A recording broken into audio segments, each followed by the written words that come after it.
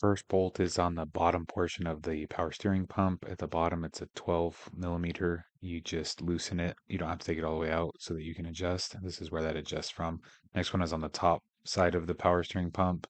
You just loosen this one as well, and it makes it so that you can articulate the power steering pump down and be able to push it down and then slide the belt off the power steering pump. Next, under the power steering pump is this adjuster that's about an 8 millimeter that you just back out, and then it's the tensioner pulley for the AC compressor. So once you've done that, you should be able to push it down and pull that belt off as well.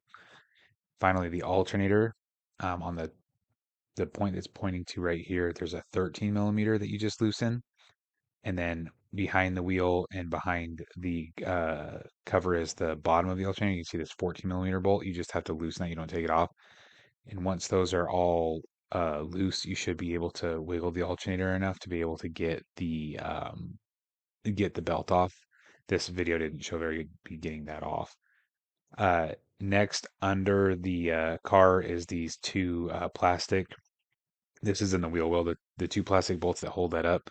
What you're going to be doing is lifting the engine just a little bit and supporting it. So you use a book or a block so that you can support it. So you can then take the bolts out of this motor mount, which there's supposed to be two. There's only one in my car for some reason.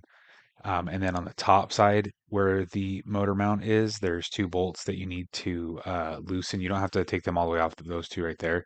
And then what will happen is be able to lower the motor just enough to be able to slide the belts off. I noticed halfway through that the bolt was missing on the end of the mount, so that motor mount just fell off. There's supposed to be a bolt there. But when you're looking at the pulley, you notice that all three have the same amount of ribs. So this is the listing of all which part number and which belt. Starting with the alternator, you put it back on, go ahead and slide it into place in the furthest back, and then wedge something up against the alternator to get it to move back. And then you can tighten that 14 mil down there in the bottom, and that would hold it in place long enough for you to be able to go to pull the pry bar out and go up and be able to tighten the 13 millimeter that was on the back. I don't know if it's supposed to be a 13 millimeter. I thought it was odd that mine was 13. Next is the AC, which you have to slide it over that mount. So AC and then the compressor, and then you need to go back and do that 8 millimeter to be able to tighten the tensioner. Now this is for the power steering. Put that one back on, and then remember that it had the articulating portion at the bottom.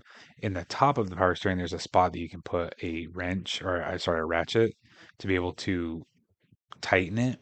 So you do that and you can tighten the one that's on the top and it'll hold it in place and then tighten the belt that's on the bottom.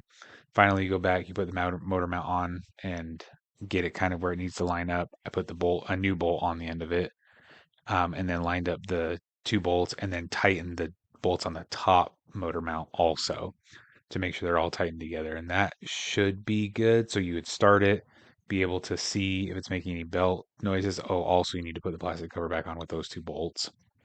But yeah, you just go ahead, start it, see if it